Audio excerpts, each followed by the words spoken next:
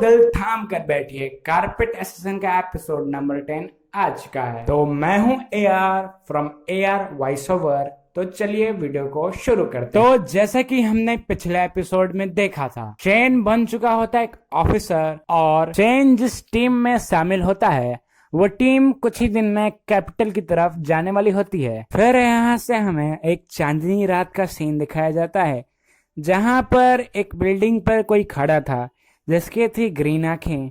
तो चलिए आज के एपिसोड को चालू करते हैं। तो आज के एपिसोड की शुरुआत में दिखाया जाता है शेन को, जो खड़ा होता है एक और ऑफिसर के साथ गार्डिंग का काम कर रहा था। तो शेन बोलता है अपने दूसरे ऑफिसर से, मुझे लगा था रॉयल गार्ड्स की जिम्मेदारी कुछ कॉम्प्लिकेटेड होगी, बस गार्डिंग करना रोड साइड में है तो बहुत ही ज्यादा आसान है। तो वो ऑफिसर बोलता है, हम जिस डिपार्टमेंट में हैं उसका काम सिर्फ ये थोड़ी मोड़ी गार्डिंग करना ही है, और इसके अलावा एक और डिपार्टमेंट है जहां पर लोग बिल्कुल पीसफुल रहते हैं। यह सुनकर शेन बोलता है, तो मैं उसी डिपार्टमेंट में जाना पसंद करूंगा। पर तभी दूसरा ऑफिसर बोलता है, पर तुम तो तियानजी डिपार्टमेंट में हो, देखो तुमने ड्रेस कैसी पहन रखी है। तो शेन सुनकर बोलता है, तभी तो मैं सोचूं मेरा ड्रेस तुम्हारे ड्रेस से इतना अलग क्यों है। और वो दूसरा ऑफिसर बोलता है शेन से कि तुम कमांडर मो से जरा अच्छे से बात किया करो, क्योंकि वो मोसलिंग की बेटी है। तो शेन बोलता है, मुझे तो इसके बारे में पता ही नहीं था। और तुम्हें क्या पता है, अंकल फू सीक्रेटली मोजाओकेन की प्रोटेक्शन करते हैं, इसी वजह से उनका प्रमोशन अभी तक नहीं हुआ। शेन बोलता, वाओ, मुझे इस सब के बारे में कुछ भी पता नहीं था। फिर अचानक शेन पीछे पलट के देखने लगता है।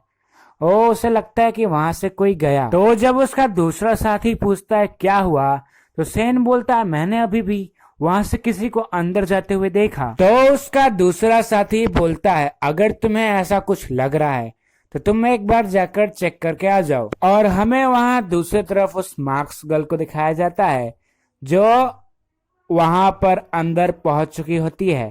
तभी वहां पर आ जाता है शेन और बोलता है, तुम्हारी हिम्मत कैसे हुई रॉयल गार्ड के ऑफिस में घुसने की। तो वो मार्क्स गर्ल अपना पैर पीछे ले लेती है और लड़ने के लिए बिल्कुल तैयार हो जाती है।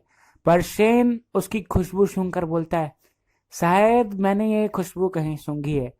ओ, आप तो मिस लियो किंगनिंग हो। यह कहकर वो तलवार वापस रख लेता है। तो लियो किंगनिंग बोलती है, शेन तुम्हारी नाक किसी कुत्ते जैसी है, और शायद से किसी कुत्ते से भी तेज। मतलब किसी को इनडायरेक्ट वे में गाली देना हो तो ऐसे दिया जाता है। तो शेन उससे पूछता है, तुम यहाँ पर कैसे। तो लियो किंगनिंग बोलती है, ये सवाल मैं तुमसे भी पूछ सकती हूँ कि तुम यहाँ पर क्या कर रहे हो। तो शेन बोलता है, तुम्हें ये कपड़े नहीं दिख रहे, मैं अब रॉयल गार्ड का हिस्सा बन चुका हूँ। तो जब शेन अपनी तारीफें कर रहा था तो लियो किंगनिंग उस पर हमला कर देती है। तो जैसा कि हम सभी जानते हैं, शेन के सेंसेस जो बहुत ज्यादा ही शार्प हैं, वो उसके हमले से आसानी से बच जाता है। ना सिर्फ वो उसके हमले से बचता है, उसके बदले वो वहां चिल्लाने में लगता है, चोर चोर चोर। तो शेन की आवाज सुनकर सबसे पहले रिएक्ट करती है मोजाओ किंगनिंग। शेन की आवाज सुनकर लियो किंगनिंग बोलती है, शेन बेन, मैं तुम्हें किसी और दिन देख लूंगी। यह बोलकर वो वहां से भागने की कोशिश करती है, पर शेन उसे हर बार की तरह इस बार कैसे जाने दे सकता था। और इसका नतीजा यह निकलता है कि लियो किंगनिंग और शेन आपस में टकरा जाते हैं। तभी वहां पर आ जाते हैं मोजाओ की, और वो देख लेती है शेन और लियो किंगनिंग को फिर से एक बार कुछ इस तरह। तो शेन वहां से बोलता है, ये रही लियो किंगनिंग, आप इसे पकड़ लीजिए। पर लियो किंगनिंग वहां से रास्ता देखकर फिर से वहां से भागने की कोशिश करती है, और इस बार लेडी कमांडर उससे लड़ने के लिए उसके ऊपर हमला कर देती है। तो लियो किंगनिंग भी लड़ने के लिए निकाल लेती है अपना तलवार, और यहाँ पर दोनों आपस में लड़ने लगते हैं। और हमें इस एनिमे की पहली फीमेल फाइट यहीं पर दिखाई जाती है। तो जब यहाँ पर शेरनी और लोमड़ी लड़ रहे होते हैं और यहाँ पर लियो किंगनिंग हारते हुए नजर आती है, तब वहां पर लड़ाई की आवाज सुनकर मो युआन और अंकल फू भी आ जाते हैं। तब वहां पर शेन आता है और आकर अंकल फू को बताता है कि वो मार्क्स गर्ल कोई और नहीं लुओ किंगनिंग है। तो अंकल फू तलवार निकाल कर उस पर हमला करने ही वाले थे, उससे पहले ही मो युआन जाकर उस पर हमला कर देता है, जिसका नतीजा ये होता है कि लुओ किंगनिंग जाती है सीधे दीवार के पास और वहां से भाग जाती है। कभी कभी तो मुझे लगता है इसे कुछ ज्यादा ही जल्दी रहती है। तो जब वो दोनों लियो किंगनिंग का पीछा करने वाले होते हैं, तभी वहां पर शेन बोलता है यह एक चाल हो सकती है, पर हमारी मैडम शेन की कहाँ सुनने वाली है। वो बोलती है तुम चुप रहो। इसका नतीजा ये होता है कि शेन जाकर छुप जाता है अंकल फू के पीछे। फिर वो बाद में अपने भाई से बोलती है कि वो बात गलत नहीं बोल रहा है, इसलिए तुम यहाँ रुको, मैं तब उसका पीछा करके आती हूँ। और वहां से वो चली जाती है। मतलब शेन फारसी में बोल रहा है। तो अंकल फू आके बोलते हैं मो युआन के पास, तो मैं अभी सभी को आगाह कर देता हूँ और सिटी में मार्शल लॉ लगा देता हूँ। पर मो युआन तो शेन को देखता है जो मासूम सा चेहरा बनाकर साइड में खड़ा था, तो वो वहां से चला जाता है और रात ऐसे ही बीत जाती है। तो यहाँ से सुबह हो जाती है और शेन को दिखाया जाता है जो अपने ड्यूटी पर ही सो रहा था। पर वो जब अपना आंख खोलकर सामने देखता है, उसके सामने लेडी कमांडर दिखती है जो दांत पीस कर उसे ही देख रही थी। तो इससे शेन डर जाता है और पूछता है क्या कल रात का जो चोर था वो पकड़ा गया।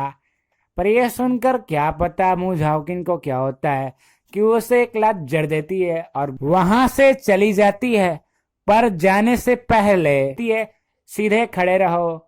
बेचारा शेन क्या करता, अब तो उसे इसे झेलना ही पड़ेगा। अब अंकल फू को दिखाया जाता है जो बहुत सारे रॉयल गार्ड्स के सामने खड़े थे, पर वो वहां पर शेन को नहीं देखते। तो पूछते हैं शेन कहाँ है। तो वो बोलता है एक ऑफिसर कि वो रात भर ड्यूटी कर रहा था, तो सुबह अभी सोने के लिए गया है। तो अंकल फू बोलते जाओ उसे लेकर आओ, उससे पहले यहाँ पर मुझाओकी आ जाए और फिर से मुझे कोई सजा दे दे। फिर हमें यहाँ से मुझाओकी को दिखाया जाता है जो अपने भाई को जाकर ग्रेट करती है और बोलती है जाने की तैयारी हो गई है। उसका भाई जो उसने आंख बंद रखी थी वो आंख खोलता है। तो मुझाओकी बोलती है एक बार आप जाने से पहले फिर से उसे एक बार चेक कर लो। उसका भाई बॉक्स खोलकर देखता है और ब्लू तालिस्मान उसी के अंदर रहता है। इससे वो लोग निश्चिंत हो जाते हैं। मुझाओकी वहां से जा रही होती है, तभी उसका भाई उसे रोकता है। वो पीछे मुड़कर देखती है तो वो देखती है उसका भाई कुछ सोच रहा होता है। तो पूछती है कि भाई क्या हुआ। तो बोलता है कुछ नहीं, बस तुम अपना इस सफर में ध्यान रखना क्योंकि यह बहुत ज्यादा खतरनाक भी हो सकता है। तो मुझाओकी अपना हाँ में मुंडी हिलाती है और फिर वहां से चली जाती है। दूसरी तरफ हमें अंकल फू को दिखाया जाता है जो अभी भी शेन का इंतजार कर रहे होते हैं, पर शेन अभी तक नहीं आया होता है। पर वहां पर आ जाती है लेडी कमांडर शेन से पहले और वहां नजर घुमाकर देखती है तो उसे वहां पर शेन नहीं दिखता। तो वो बोलती है शेन कहाँ पर है। तभी शेन वहां से आता है दौड़ के, अरे मैं आ गया। पर मुझाओकी बोलती तुम वहीं रुको। पर अंकल फू बीच में आ जाते हैं, बोलते हैं इसके बारे में हम बाद में बात करेंगे, अभी पहले ही बहुत लेट हो चुकी है। तो इस पर मुझाओकी इसकी बात मान जाती है। फिर हमें इन सभी को दिखाया जाता है जब घोड़े से वो लोग जा रहे होते हैं, पर आगे का रास्ता बंद होने के कारण वो लोग वहां रुक जाते हैं। फिर कुछ देर बाद अपना रास्ता बदल लेते हैं और दूसरे रास्ते की तरफ बढ़ने लगते हैं। पर दूसरे रास्ते में बॉम्ब बिछे होते हैं जिसकी वजह से मुझाओकी का घोड़ा बेकाबू हो जाता है और वो सीधे जमीन पे आ जा गिरती है और उनके ऊपर पत्थर की गिराए जाते हैं। जब शेन अपनी नजर ऊपर कर कर देखता है तो वहां पे से खूब सारे लोग दिखते हैं, जिनमें से एक लीडर अपने बाकी चमचों को आदेश देता है जाओ उन सब पे हमला कर दो, और वो लोग हमला करने के लिए आगे बढ़ जाते हैं।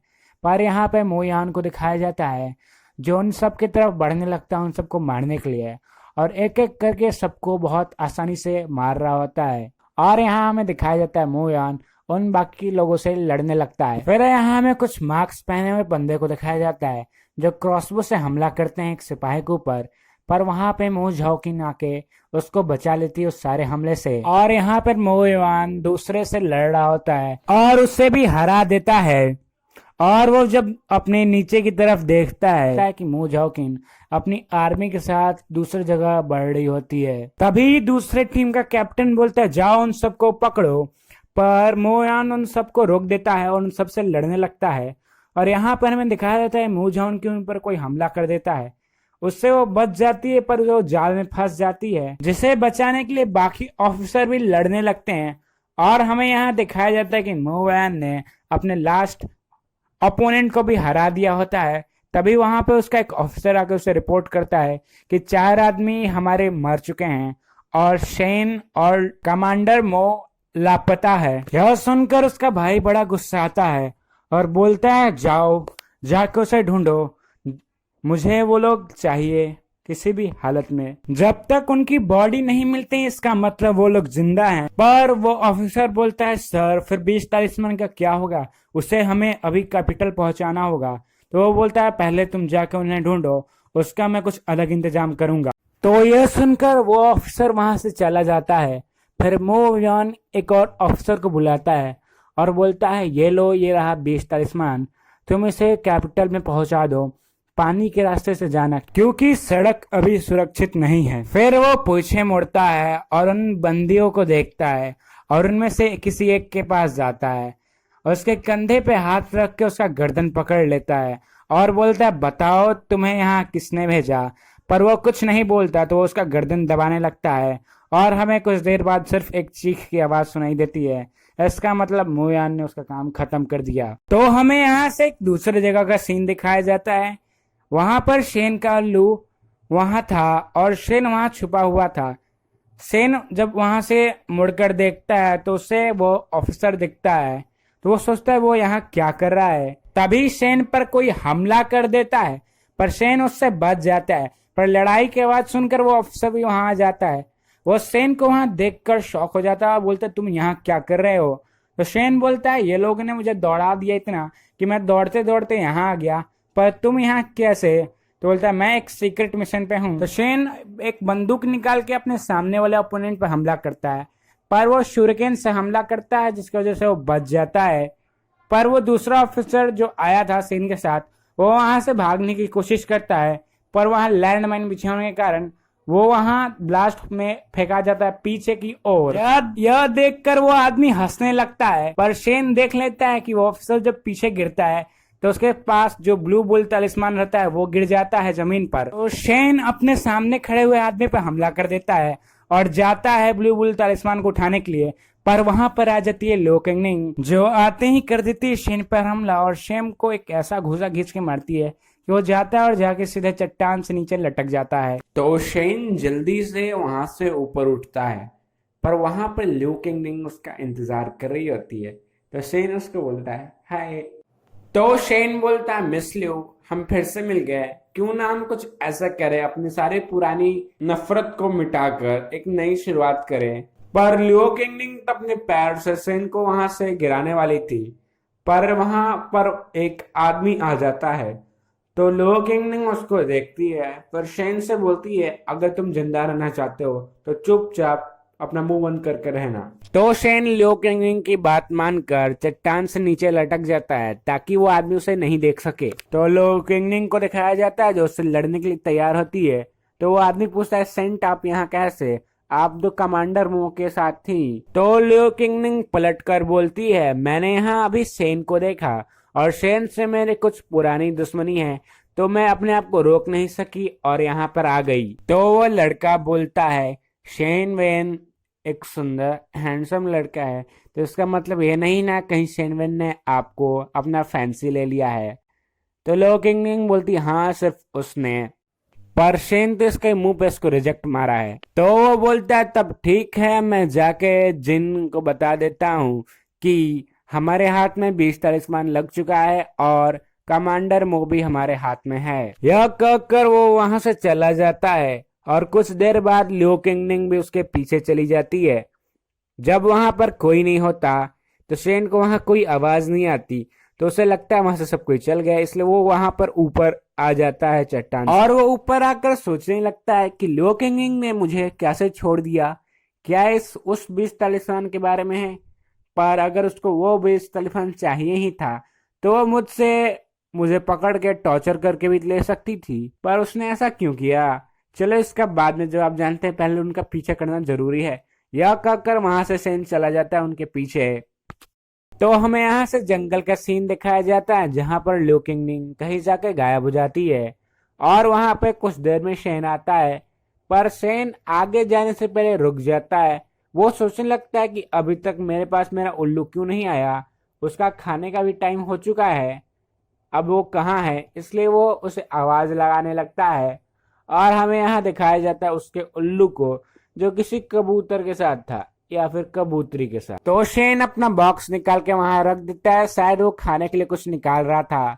फिर अचानक उसे महसूस होता है कुछ उसके पीछे कोई आ रहा है, इसलिए वो वहां से छुपने का कोई रास्ता ढूंढने लगता है और फिर वहां एक रस्सी की मदद से एक जगह जाकर छुप जाता है। तभी उसी रास्ते पे कुछ मार्क्समैन एक गाड़ी को लेकर आ रहे होते हैं और उस गाड़ी के अंदर कमांडर मू यानी कि हमारी मू झाओकिन होती है, जिसे सेन देख लेता है। और तभी सेन उन सब की बातें सुनता है कि अरे आराम से ले चलो, इसके अंदर कमांडर मू झिलिंग की बेटी है और इसे हमारी सेंट लियो किंगनिंग ने पकड़ने को बोला है। तो इससे सेन को पता चलता है कि ये लोग लियो किंगनिंग के आदमी हैं, इसलिए इनका पीछा करते हुए सेन लियो किंगनिंग तक पहुंच सकता है। पर सेन का आज बुरा दिन था क्योंकि सेन जिस चट्टान की वजह से खड़ा था वो उसके हाथ से छूट जाता है और सेन वहां से सीधे गिरता है उसी गार्ड के ऊपर और गिरा देता है मू झाओकिन को नीचे। सेन अपना सर पकड़ के बोलता अरे बहुत तेजी से चोट लग गया, पर वो अपना सर जब ऊपर उठा के देखता है तो उसके मेहमान नवाजी में कुछ लोग खड़े थे। तो सेन अपने कदम पीछे लेने लगता है पर उसका कदम एक लकड़ी पे पड़ जाता है। तो सेन बोलता है रॉयल गार्ड्स। तो वो सभी अपने पीछे मुड़कर देखते हैं पर सेन उन पर हमला करके मू झाओकिन को अपनी गोद में उठाकर भाग जाता है। वो लोग उसका पीछा करते हैं। तो यहाँ से हमें सेन को दिखाया जाता है जो जंगल में टार्जन बनकर एक पेड़ से दूसरे पेड़ जा रहा था और किसी भी मार्क्समैन के हाथ नहीं आता। उसके बदले में उसने मार्क्समैन को इतना थका दिया था कि वे सब चलने की हालत में भी नहीं बचे थे। वो बोलता है उसका कैप्टन कि जाओ उसे पकड़ो, ये लड़का बहुत ज्यादा ही थका दिया हमने। और वो लोग इस तरह उसके पीछे चलते हैं कि मुझे लगता नहीं कि वो इसे 7 जन्म में भी पकड़ पाएंगे। फिर हमें यहाँ से सेन को दिखाया जाता है जो अभी भी टार्जन बन के घूम रहा था। वो एक जगह रुकता है और वहां पर मू झाओकिन अपने बॉक्स को रख के आसपास नजर घुमा कर देखता है। जब उसे वहां कोई नहीं दिखता तो वो वापस अपना मुंडी पीछे देखता है तो वहां पर उसे मू झाओकिन दिखती है जो जग चुकी थी। वो उसे अचानक देख के उसे समझ नहीं आता कि वो क्या करे, इसलिए दोनों एक दूसरे को घूरते ही रहते हैं कुछ देर तक, जब तक मू झाओकिन नहीं बोलती है अपना हाथ हटाओ। तब जाकर शेन उसके कमर से अपना हाथ हटाता है तो मू झाओकिन अपने कदम पीछे लेने लगती है पर वो अचानक गिरने लगती है। तो शेन उसका हाथ पकड़ लेता है और उस हाथ पकड़ने के चक्कर में वो लोग इतने क्लोज आ जाते हैं कि क्या बोलूं। तो मेरा मानना है कि प्यार की शुरुआत इस एपिसोड से हो चुकी है। तो आइए देखते हैं आगे के एपिसोड में क्या क्या होगा।